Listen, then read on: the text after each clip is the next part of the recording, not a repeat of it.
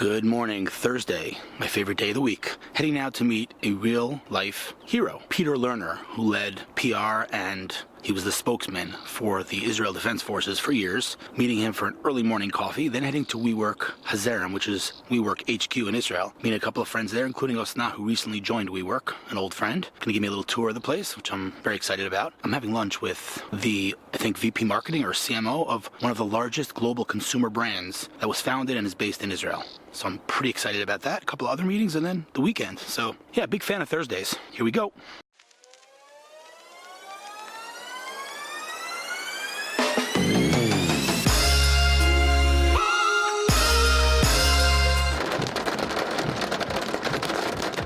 Hillel, in Israel, what is happening? Craziest rain this morning, and like Peter over here said, we're startup nation until there's bad weather. The weather, it took me like 2 hours to get here. It's running away, but that's Peter Lerner right there. I call him a real life superhero. Amazing dude. How you doing, man? Morning. Morning. We're having I think he just taught me for the first time. I've never had an espresso before. I'm about to have my first espresso I've ever had in my life. I'm about to taste it, but anyway, I'm gonna turn this thing off so we could just schmooze because I gotta run to WeWork because they're in like 15 minutes and I wanna hang out with this guy. So goodbye.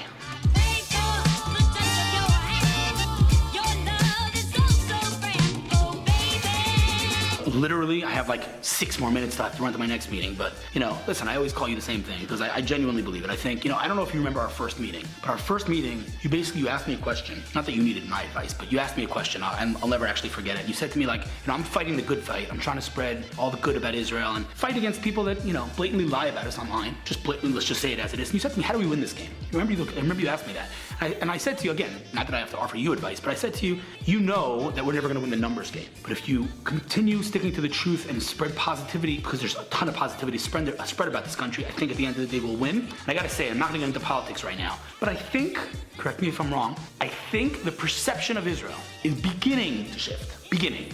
Really early signs, but I can tell you, at least in my Twitter feed, I'm seeing less and less extremists making absurd and false, obviously, accusations about Israel. A little bit less. Again, we're not there yet. Are you seeing that, or am I wishful thinking? No, I'm not really seeing that. Oh, my Twitter feed is all over the place, but that's because of the types of things I put out there. Right. So I think the numbers issue is really important though. I mean, definitely think there's a way around it. I think there's a way to amplify and talk and get the message out, and I think there is room there to put up a good fight. So you know what's interesting? Let me tell you what's interesting. I don't think we've ever talked about this, but you know, when it comes to Israel, I think we're very aligned in terms of our message, in terms of our beliefs about Israel as a country. I think when it comes to different issues that are on the political spectrum, religion and state, things, we actually differ. I'm sure we do. I read some of your stuff and I'm like, okay, I don't agree with him, but I love him, right? And I think again, we have more in common than we have whatever, but I do think though, even though on certain fundamental issues we do disagree, this right here is, in my opinion, the greatest sign that there is, what's the word I'm looking for? Optimism. Not even, optimism, but there's another word. There's, not gray, but there's nuance. Mutual. There's nuance and there's gray areas. It's not all black and white. On the internet and social, everything's black and white. You're either for or you're against. That's not the truth. The truth is that we can agree on many things and disagree on many things and still be good friends. And to me, I think that's tremendously valuable. Now let's put that aside and just tell me real quick, who are you? I am Peter Lerner. You've been on the blog before, right? Yeah, I've been on it. Long time ago. Not too long, actually. Not too long. What was it, probably couple of months ago. Don't remember. Around there, I A think. couple of months ago. Okay. Peter Lerner, former IDF spokesperson, dealing with foreign media and social media. Hardest job in the world, by the way. The hardest job in the world, period. That's what Newsweek said. I think they actually definitely said it before Sean Spicer had his crazy Hardest job in the world, yeah. But yeah, communications, crisis, controversy, anything in that spectrum. And you can follow me at LTC Peter Lerner on Twitter.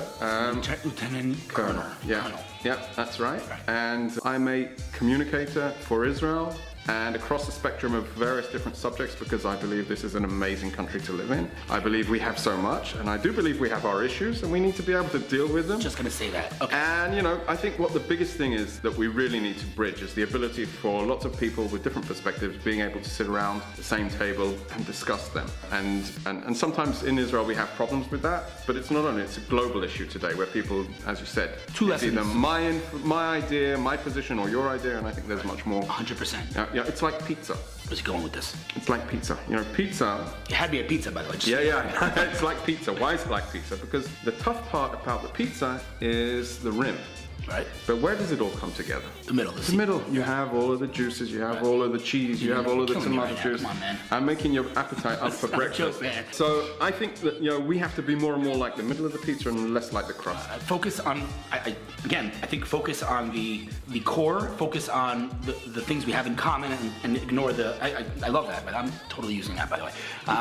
Okay, 2 lessons I learned from you. Number 1, I think, and at least this is what it appears on the surface. I'm pretty sure, knowing you for a couple of years, that this is true. Your passion for Israel doesn't stem from your job. The contrary. You do what you do because you genuinely love this country. For sure.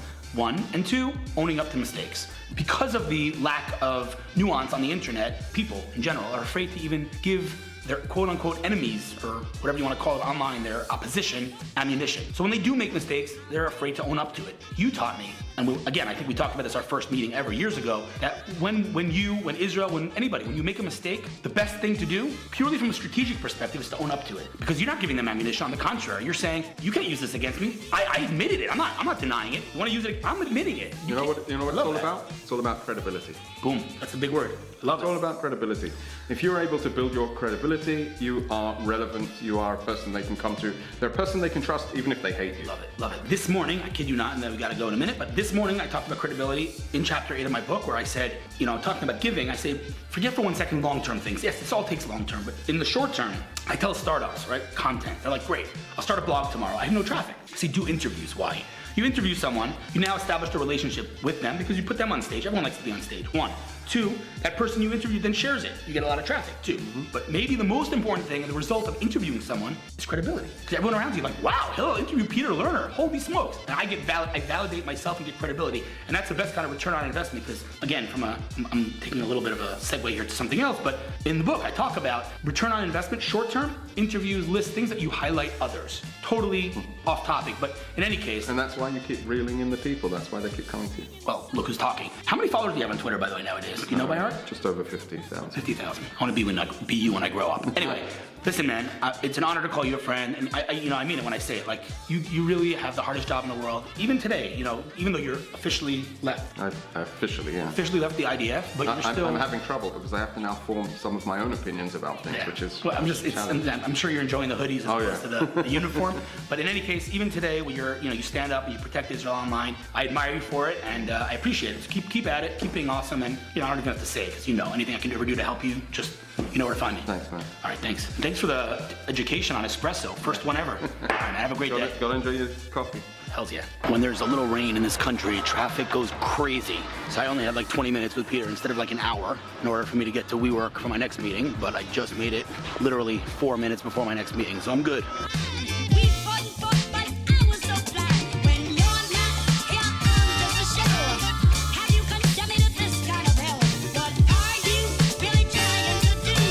So a string of failures this morning. I literally changed my schedule around from one WeWork to another, thinking that was where I was meeting Osnat from the WeWork team. She actually sent me the meeting for a different WeWork. So I left the WeWork I was at to go meet her and circled Tel Aviv for literally an hour looking for parking. Little rain in this country goes nuts, and I did not find parking. So I had to cancel an entire meeting because lack of parking. So now I'm heading to Mitos for my next meeting to meet David from Keter Plastic, as in the big Keter Plastic, big plastic company. I have a cool story with them I talked about a couple of weeks ago where when I bought my house, I tweeted that I need a shed. They saw that tweet, they sent me a massive, massive shed. Anyway, we're just catching up, but basically missed an entire meeting because of lack of parking in Tel Aviv. It was one of the most frustrating experiences I've had in a very long time. You win some, you lose some. Mitos.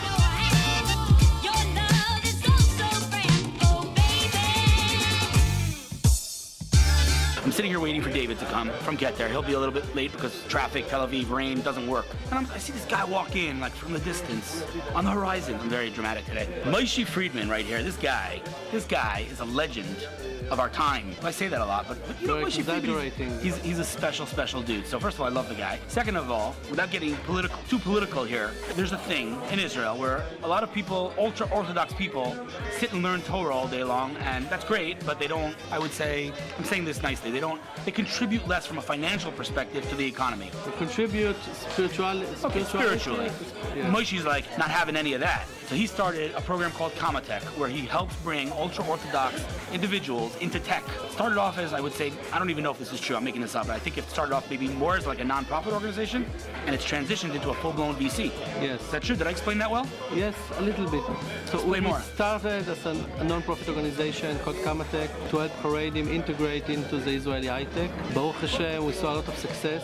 Just numbers, we started with 5 Haredi startups. Haredi is ultra-Orthodox, by the way. Ultra-Orthodox startups 4 years ago, Right. and we have today in our database over 1,100 ultra-Orthodox startups What? in 4 years. 1,000 startups? Not people, startups. 1,100 ultra-Orthodox startups. That's insane. Let me ask you one question. Who is your favorite speaker of all time? My favorite speaker of all time is someone, I don't know if you know him. His name is Hillel. Yes. He's I love coming it. every time to teach our classes of entrepreneurs Here's the thing. about marketing, product marketing. Okay, all right, enough about me, enough about Positioning. me. All right, listen, you guys gotta give me more of a heads up. Remy called me last week, he's like, can you come tomorrow? I'm like, what? You gotta give me a little more heads up. Not 3 months in advance, I'm not some kind of hot shot, but like a couple of 3 weeks. hours. A couple of weeks, if you can. I'd love to come back, but you gotta get a little heads up. Keep kicking butt. Don't forget the little people though, okay? We used to Then take- what happened, because of the success of the non-profit organization, a few big investors came and say, if we have 1,000 startups, we can find the best of them and invest in them. Love it. Then we started a VC, venture capital fund. some amazing partners, amazing partners. The first time in the history of venture capital fund to invest in Haredi startups. We have 60 investors, all Give me the some big names, give me some names. Chemi Perez, Dov Moran, Gigi Levy, Moshe Lichtman, Yuval Shachar. Those are like every... The CEO of Facebook, the CEO of Microsoft. Alan CEO Feld. Alan Feld is not an investor. He supports you He's guys. a supporter, but he cannot invest because he has his own private VC, so he cannot. Okay, got it. But Doesn't Moshe Lichtman and all those guys have their own VCs too? they found a way, but Alan it. cannot. Okay. But Oh, we love Alan. Alan is the angel. Justin big Bieber of angel. the tech world. Yes, he is helping us a lot, and he's doing for us a demo day for our startups in a few weeks. But we have CEO of Facebook Israel, CEO of Google Israel, CEO of Adi Sofertino. Adi. He's like a legend. and Yossi Matias from Google, and Yoram Yaakov from. So how about you and tell me who Noam you don't from- have? Who don't you have? So once I took the list, we did an event and I read all the names of the list. So Chemi Perez said you should read the name of the people who didn't. Don't have. It's not a joke. Anyway, man, listen, I'm going to ask, David's coming soon. I'm going to ask him if you could join us for lunch. It's a little bit awkward, I'm not sure, but you should definitely have steak here, man. I'll tell him to send you some, give you VIP service, man. I don't even know who's sitting here. I'll tell them. You gonna stay here for lunch? Hey, Let's man. talk about it Off offline. camera. Offline, yeah. Great to see you, man. Always great to see you. We Thank should you. definitely Great catch honor. up soon. I'm a big fan of the show. So to be here, it's like a miracle. All right. Get out of here. The main has arrived. Probably the best kosher steak in Tel Aviv. You ever rush to a meeting and park your car in a parking lot, then completely lose it because you have absolutely zero recollection of where you parked? Yeah, me neither. Okay, I was on -3. That much I know. -3 is not such a big floor. The heck is my car? I will find the car. I think I'm gonna call it a day. It was a pretty fantastic day and a ridiculously fantastic week. Next week, a regular week. Week after that, Melbourne and Sydney. 24-hour flight to Australia. That is terrifying. Very much looking forward to it, but a little bit nervous. Anyway, see you next week.